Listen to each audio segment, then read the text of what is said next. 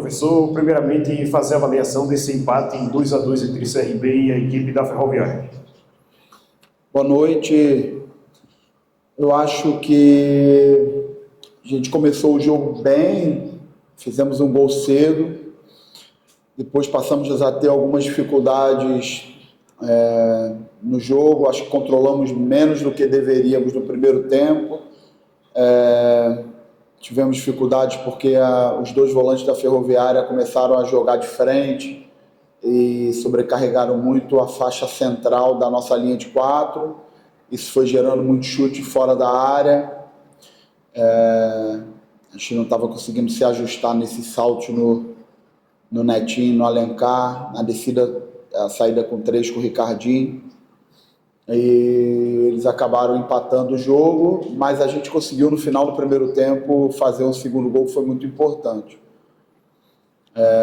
Acho que no segundo tempo, de uma forma geral, acho que a gente produziu ofensivamente para vencer o jogo, mas na minha visão acho que a gente concedeu muito mais oportunidades do que deveríamos, a gente não conseguiu defender a vantagem que a gente tinha. Sofremos o gol de empate, corremos, lutamos, criamos as oportunidades para fazer os outros gols, não conseguimos fazer.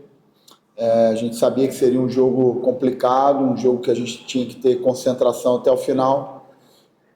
Entendo a frustração do torcedor, é a mesma frustração que a gente também tem, mas amanhã é a nossa missão já voltar a trabalhar forte. Conquistamos nos últimos 3 jogos 7 pontos. Era um jogo importante para a gente conseguir uma vitória pelo fato da gente jogar dentro de casa, mas temos que estar fortalecido e se preparar da melhor forma para fazer um grande jogo contra o América fora de casa. Professor, você estava citando aí a questão do meio-campo da Ferroviária, né, que conseguiu ter uma superioridade por parte do CRB. Quando o prejuízo da saída do Danielzinho teve esse problema? Até porque hoje o futebol moderno também defende muito com a bola, algo que o Danielzinho conseguia controlar. Pesou muito também a ausência dele?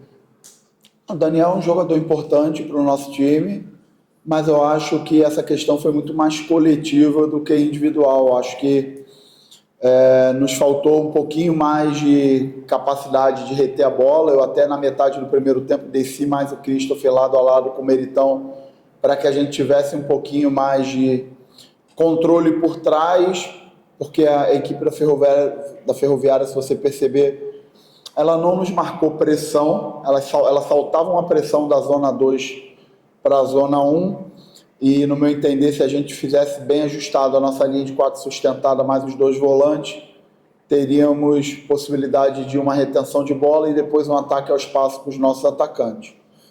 Mas acho que a gente errou muito conexão, coisas que a gente não erra tecnicamente, tomamos algumas decisões erradas que foi dando volume para eles, e principalmente quando eles tiveram a bola, que fizeram essa saída em 3+2, tivemos dificuldade de controlar principalmente a região central do campo, e que foi dando um volume para eles. Então acho que o problema foi muito mais coletivo do que individual.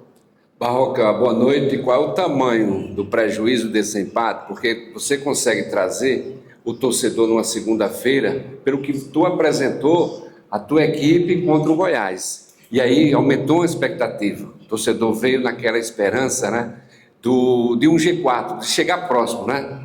Mas com o empate, eu vi também na zona mista ali, conversando com os jogadores, a tristeza, enfim, o quanto que abala esse pensamento, esse trabalho para chegar na parte de cima, esse empate. Não, a frustração ela é proporcional à nossa vontade de entregar o resultado para o torcedor que veio, que apoiou, que nos ajudou, que nos momentos difíceis jogou junto com o time. Então a frustração é principalmente por causa disso, né? Mas eu, como treinador, preciso ter lucidez e entender que o campeonato tem se mostrado difícil. Hoje mesmo o Atlético Goianiense perdeu de 3-0 por Volta Redonda. É um campeonato difícil que a gente precisa viver jogo a jogo. A gente está entrando realmente na reta final de verdade e vivo na competição, né? Como eu falei, a gente conseguiu 7 pontos de 10, de 9, e tem a possibilidade, vencendo o América, de conseguir 10 de 12, que é uma pontuação muito boa. Vamos continuar fazendo o que a gente sempre fez, que é aprendendo as lições, fazendo as correções, as cobranças. Eu tenho o hábito de, todos os jogos, mostrar aquilo que a gente fez bem, aquilo que a gente não fez bem para os jogadores, para que a gente melhore para o próximo jogo. Então a gente agora tem um período para recuperar fisicamente, se preparar e buscar fazer um grande jogo contra o América fora de casa, se preparar da melhor forma para conseguir isso. Mais uma vez, entendo a frustração do torcedor, o torcedor veio, apoiou, encheu, o torcedor tinha uma expectativa alta pelos nossos últimos jogos e é legítimo esse sentimento de frustração tanto do torcedor como da gente. A gente precisa ter lucidez e entender que a única forma que a gente tem de reverter esse empate que a gente teve dentro de casa é trabalhar muito e conseguir buscar um bom resultado contra o América no Independência. Barroca, boa noite. Os erros que vocês cometeram hoje, quais são esses que vocês precisam corrigir para a próxima partida contra o América, já projetando essa partida que você já citou anteriormente? Eu acho que hoje a nossa equipe manteve um padrão de criação de oportunidades. A gente criou bastante oportunidade. Nosso time é um time que a torcida não pode falar que não corre. Nosso time corre, nosso time luta, nosso time busca até o final. Assim, acho que não teve um jogo sequer que eu estou aqui no comando do CRB que esses jogadores aí não se entregaram, não deixaram tudo em campo. Não faltou raça, não faltou suor, não faltou luta, não faltou correr, em absoluto. Hoje o que aconteceu, na minha opinião, a gente teve algumas dificuldades táticas no primeiro tempo no que diz respeito a controlar os chutes de fora da área da equipe da Ferroviária, e acho que também faltou para a gente um pouquinho mais de controle de jogo, que é uma característica da nossa equipe. A gente até termina o jogo, se a gente for olhar friamente os números, com mais posse de bola, mais oportunidade de gol, aquela história que é uma característica da nossa equipe na competição, mas na minha opinião faltou para a gente controlar um pouco mais o jogo com e sem a bola quando a gente tinha vantagem, principalmente. Eu achei que quando a gente tinha vantagem, a gente concedeu oportunidades que a gente não deveria ter concedido para a equipe da Ferroviária e acabamos sofrendo o segundo gol. Saiu de uma bola parada, mas que a gente deu uma oportunidade, uma transição. Então, esse tipo de coisa que não é uma característica da nossa equipe, a gente acabou falhando no jogo de hoje. Professor, você citava aí sobre a questão dos números, e o CRB ele conseguiu repetir isso. Só que, aparentemente, em relação a outros jogos, o CRB parecia jogar mais leve. Ele tinha mais facilidade para chegar ao gol, mesmo quando ele não tinha tanto capricho.